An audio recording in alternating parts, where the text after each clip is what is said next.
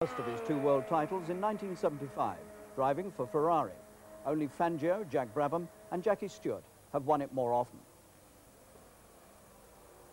The following year, at the Nürburgring in the German Grand Prix, Lauda came so close to death, a priest administered the last rites over him. Burned and disfigured, Lauda willed himself to live. Such is the man's amazing courage that 6 weeks later he was back behind the wheel, racing again. Shortly after that accident, Lauda talked to me about his philosophy for survival. When I came to the hospital, you know, you feel like kind of you feel like you are very tired, and you would like to go and sleep. But you know, it's not just going sleeping; it's something else. And then you just fight with the brain. You hear noises and you hear voices, and you just try to listen what they're saying, and you try to keep your brain working, and to get the body ready to fight against the illness. And I think this was very good that I did that, because in that way I survived. In life you need a certain amount of luck, but now the question is how much luck you need. I think the luck is the minimum part of it. I think it is, I think you can steer a lot your life, you know what I mean? You have the wheel. I think human beings can do much more for themselves than they think. That same year, 1976, Lauda lost the World Championship by a mere point to James Hunt. In 1977, he was winning again. Here in South Africa, he had his first victory since the crash, and he built on it until he'd taken the world crown for a second time. By now, Lauda had established himself as a man of almost superhuman willpower. By 1979, Lauda had had enough of Ferrari. He joined the not-so-competitive Brabham team. No one knew it then, but this non-championship race at Imola was his last victory, his last dice with a rival, his last race. 2 weeks later, he made the decision to retire. I sometimes feel a little bit of not all that power, because especially the problems I had. I only finished 2 races this year. So, you know, it's all not funny anymore. So it really does get boring. But 2 years away from motor racing seemed to have bored Nicky just as much. Last September, he was having hush-hush test drives with McLaren at Donington, amid rumours that his airline business was in debt. Lauda was back. If you want to go into motor racing and do a job like this, you have to have your heart and your head 100% for it. The money and all these other things, if you are good, they come automatically. If they are bad, they don't come. So this is not the drive. The drive is just that I like to challenge myself to see what I've lost in 2 years not driving, if I'm still able to drive quick, how the other cars go, how the other drivers drive, and just see where I stand today after 2 years being in pension. And Nicky Lauda joins us now from South Africa. Nicky, now that you've had a chance to have a few runs in the car out there at Kyalami, how much of the old skill do you think you've still got? I was very surprised to start here my first day after 2 years not driving.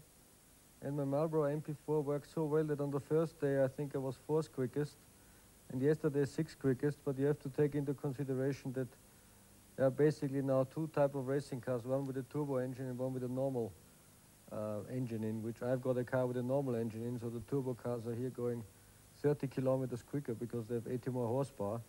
So the maximum I really can do is to stay ahead of the Formula Ford. Now, of course, you're reunited with your old partner from Brabham, John Watson. How are the pair of you going to race now? Who's number 1 and who's number 2? Have you sorted that out? Well, to be honest, I never ask who is number 1 and number 2, because I don't care what number I am. The most important thing is I get all the good bits and pieces, and that's what I'm getting. When did the urge to come back really get at you, Nicky? How long after you retired did you suddenly think to yourself, I've got to go back? To be honest, the first year I didn't think a bit about it at all. Last year, around August, when I went to the Austrian Grand Prix, I felt the first time the racing fever coming up in myself, and then it developed so that in Monza I was anxious to get in one of these cars and try them again, which I then did in Donington. And there I felt that I'd still be able to drive, and then I sorted all the contracts out, and that's what I'm here for in Africa. Now, you see, we keep reading here in the papers in England that it's very much a financial reason that you've come back. We keep reading stories that your airline, your private airline, is in debt and that you need money. Are these stories true? To get in the dangerous sport as motor racing is, in because of money or some other interests, commercially, there's no way you can drive quick. Either you want to drive these racing cars, then you go quick anyway and do a good job, then the money comes. If you don't want to drive, it's better you stay at home. What about your airline? Is that continuing in business while you're motor racing? We're operating 4 airplanes in the moment, which we're doing since 2 years. This is going to continue as it is. Everything is running perfect, so there's no problem there whatsoever. Just people interpret in my comeback whatever they think, in their opinion, is right. But you know, I'm back in motor racing because I like it. What does your wife think about it, Marlene? Does she find that it's all right, or does she worry about you? I personally think if a racing driver has a wife which says, go racing, it's good, she must be really stupid, because it's a dangerous sport, she knows, but she accepts what I'm doing. Certainly she's not happy about it, but she at least lets me do what I like, which I think is good. How long do you think you might go on, Nicky? How long have you actually signed for? I signed for 1 year, but I must say in the past I always signed for 1 year.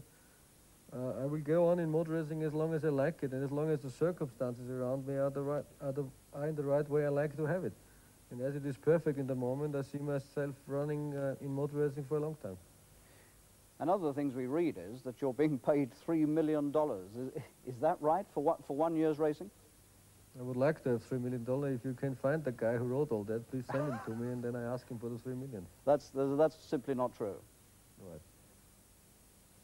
Do you think that you are going to enjoy it? You see, I mean, we all know what you went through, Nicky, and I suppose sometimes you must get terrible thoughts about that crash in '76.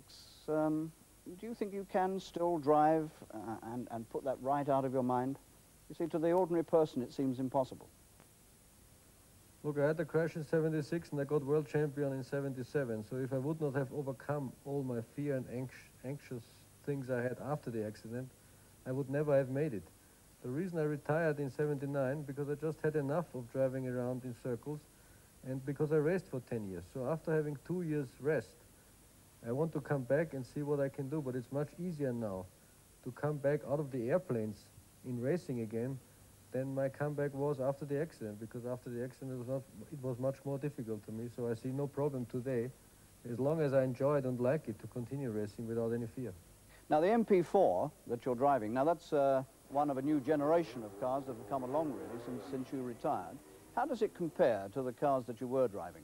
You know, the cars today, with the regulation as they are now, the suspension is very hard, so you have to get used to the way these cars are laid out in the moment.